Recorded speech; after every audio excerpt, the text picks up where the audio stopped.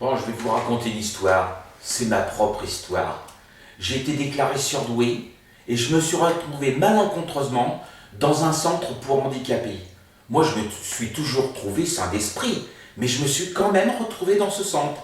Alors, je vais vous expliquer, c'était la croix et la bannière. Je me suis fait maltraiter, mais à un point, vous ne pouvez pas imaginer. Je me suis retrouvé avec des psys et des psychiatres 24 heures sur 24. Ils étudiaient mon comportement. Mais ce qu'ils ne savaient pas, c'est que moi aussi j'étudiais leur comportement. Alors qui est le vrai handicapé et qui est le vrai débile dans l'histoire? Alors moi je vais vous le dire. Moi je me suis toujours considéré comme quelqu'un de très intelligent. On m'a mis dans ce centre, très bien. Alors je jouais le jeu. Je me suis retrouvé avec les psys, je me suis retrouvé avec les psychiatres.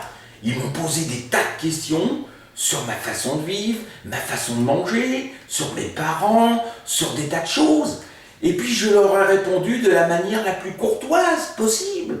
Mais comme j'avais affaire à des débiles mentaux, comment voulez-vous qu'ils comprennent quelque chose? Ce sont des gens qui sont là, en place, pour vous maltraiter, pour vous détruire, et non pas pour vous construire. Ils sont là, ils n'ont qu'une vocation, c'est de vous désintégrer. Moi, j'ai eu le reflet de cette société à l'intérieur du centre. Et je vais vous pousser la chansonnette un peu plus loin. Je me suis retrouvé à leur faire des cours de français, de mathématiques et d'intelligence corporelle. Oh non, vous ne pouvez pas imaginer ces gens, à quel point ils en sont devenus. Ce sont des gens infects. Et c'est à des personnes comme ça qu'on confie des enfants handicapés, des adultes handicapés, qui eux ne sont pas handicapés. Ils sont très intelligents, voire surdoués.